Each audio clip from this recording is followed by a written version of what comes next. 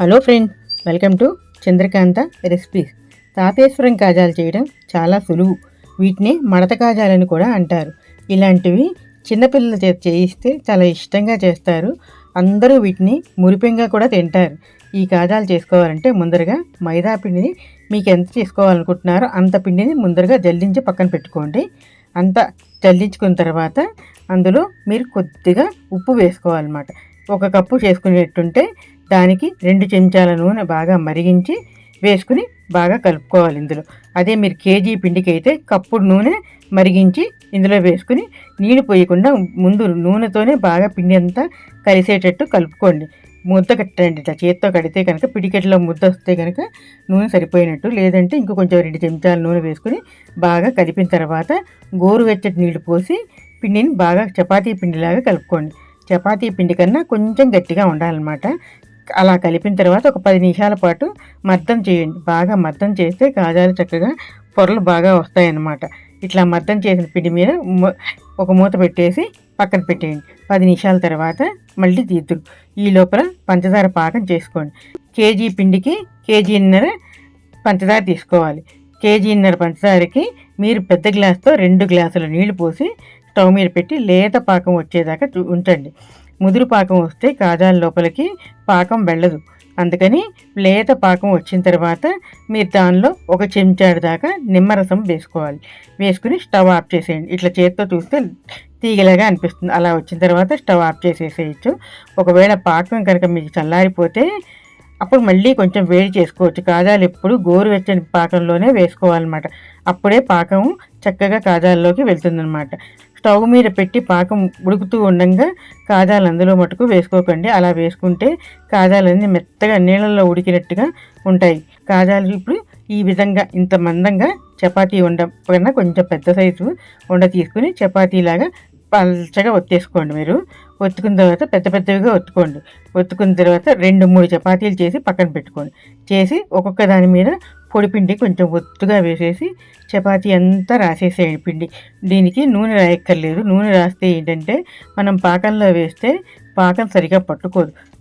నూనె రాయకుండానే పిండి వేస్తే ఏమంటే పాకం చక్కగా కాజాలకు బాగా పడుతుంది.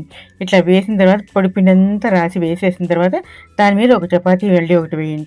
వేసి దాని మీద కూడా ఇలాగే ఈ విధంగానే మళ్ళీ పొడిపిండి వేసేసి ఇట్లా అంతా అట్లా ఒక 2-3 చపాతీలు వేసేస్తే మీకు పొరలు ఎక్కువగా వస్తాయన్నమాట. లేదు పెద్ద చపాతీయే చేసుకుంటామంటే అలా కూడా చేసుకోవచ్చు. గట్టిగా చుట్టేసేయండి. ఇప్పుడు దీన్ని ఇలా అంతా వేసేసిన తర్వాత దగ్గరికి వీడియోలో చూపిస్తున్న విధంగా మీరు కొంచెం గ్యాప్ లేకుండా దగ్గర పట్టుకొని రోల్ చేసేసేయండి. మొత్తం రోల్ చేసేసిన తర్వాత లాస్ట్కి వచ్చిన తర్వాత చపాతీ అంచుకి నీళ్లు కొంచెం తడి చేసేసి ఆ చపాతీని అతికించాలి. ఈ రోల్కి అతికించిన తర్వాత మళ్ళీ పొరలు వేస్తాం కదా, 2-3 చపాతీలు వేసుకుంటే ప్రతి ఒక్క చపాతీ అంచుకిను ఇట్లాగే నీళ్ళు రాసేసి అంతా అతికిచ్చేసుకోవాలి. లేకపోతే ఎందుకంటే నూనెలో వేసిన తర్వాత విచ్చుకుపోతాయి. మొత్తము విచ్చుకుపోయి పిండి పిండిగా అంతా నూనెలోకి వచ్చేస్తుంది. ఇలా అతికిచ్చిన తర్వాత రొట్టెల కర్రతో లైట్గా ప్రెస్ చేసి దాని మీద ఒకసారి ఇట్లా పైన ప్రెస్ చేసి వెళ్ళాలన్నమాట. అతికిస్తే అప్పుడు ఎంత పిండి అంతా అతుక్కుంటుంది. కొంచెం కాజాలు కొంచెం పెద్దగా కూడా వస్తాయన్నమాట. లోపల పొరలన్నీ కూడా చక్కగా అతుక్కుంటాయి.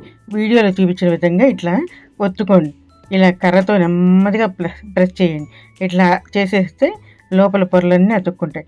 అప్పుడు దీన్ని మనం చాకు తీసుకుని క్రాస్గా కట్ చేసుకోండి. క్రాస్గా కట్ చేస్తే అప్పుడు కాజాలు కొంచెం పెద్దవిగా కనిపిస్తాయి. స్ట్రైట్గా కూడా కట్ చేసుకోవచ్చు, కాకపోతే కొంచెం చిన్నగా వస్తాయి. క్రాస్గా కట్ చేస్తే ఏంటంటే కాజాలు కొంచెం పెద్దగా కనిపిస్తాయి అన్నమాట. లుక్ కొంచెం బాగుంటుంది మనకి. ఇలా చేసిన తర్వాత అన్ని కాజాలు కట్ చేసిన తర్వాత పక్కన పెట్టుకుని ఆ కొస ఈ కొస 2 చేతులతో 2 వేళ్ళతో పట్టుకుని ప్రెస్ చేసుకోండి ముందరికి. ఇట్లా ప్రెస్ చేస్తే ఏంటంటే కొంచెం కాజా లూజ్ అవుతుంది. ఆ లూజ్ అయ్యేటప్పటికి మీకు నూనెలో అన్ని పొరలు చక్కగా వేగుతాయి అన్నమాట. ఈ విధంగా చేసుకోండి. వీడియోలో చూపిస్తున్న విధంగా ఇట్లా అంచులు గట్టిగా నొక్కండి. నొక్కేసి ఇట్లా ప్రెస్ చేస్తే లూజ్ అవుతుంది. అప్పుడు మీడియం ఫ్లేమ్లోనే కాజాలు ఎప్పుడు ఉడకాలన్నమాట. అప్పుడు పిండి అంతా లోపలంతా చాలా పొరలు చక్కగా ఉడుకుతాయి. అవన్నీ తీసిన తర్వాత పాకంలో గోరువెచ్చగా ఉన్నప్పుడు వేసేసుకోండి. ఈ విధంగా రావాలి కాజాలు. అప్పుడు ప్రతి పొర లోపల ఉడుకుతుందన్నమాట. అవి చూస్తున్నారా వీడియోలో? అలా చేసుకోండి. వేసుకోండి. పాకం గోరువెచ్చగా ఉన్నప్పుడు వేసుకోండి. మీడియం ఫ్లేమ్లో దాదాపు మనకి ఒక 5-6 నిమిషాల పాటు వేగుతాయి కాజాలు. కొంచెం ఎర్రగా వచ్చిన తర్వాత అప్పుడు మీరు నూనెలో నుంచి తీసి కాజాలు పాకంలో వేసుకోవాలి. పాకంలో ఒక 10 నిమిషాల పాటు ఉంచండి. 10 నిమిషాల పాటు ఉంచితే పాకం అంతా బాగా పడుతుంది. ఈ లోపల రెండో వాయ నూనెలో వేగుతూ ఉంటుంది. వేగిన తర్వాత అప్పుడు మళ్ళీ పాకం చల్లారిపోతే సిమ్లో పెట్టి వేయించండి. సిమ్లో పెట్టి పాకం కాయండి. కాచిన తర్వాత అది స్టవ్ ఆఫ్ చేసి మాత్రమే కాజాలు పాకంలో వేసుకోండి. పాకము స్టవ్ మీద పెట్టి కాజాలు అందులో వేస్తే ఉడికినట్టుగా వచ్చేస్తుంది. అంటే అదంతా నీళ్ళల్లో ఉడికినట్టు బబుల్స్ వచ్చేసి కాజాలు చూస్తే బాగుండవు. కప్పు పిండికి కప్పున్నర పంచదార, 2-3 చెంచాలు మరిగించిన నూనె వేసుకొని పిండి బాగా కలుపుకోవాలి. పాకంలో కొద్దిగా నీళ్లు పోసి పాకం తయారు చేసుకోవాలి. అదే కేజీ పిండికి అయితే కేజీన్నర పంచదార, కప్పుడు మరిగించిన నూనె, 2 పెద్ద గ్లాసులు నీళ్లు పోసి పాకం తయారు చేసుకోవాలి. ఈ వీడియో మీకు నచ్చిందనే అనుకుంటా. నచ్చితే లైక్ చేయండి, షేర్ చేయండి. పక్కనే ఉన్న బెల్ ఐకాన్ ప్రెస్ చేసి మీ అభిప్రాయాన్ని కామెంట్ రూపంలో తెలియపరచండి.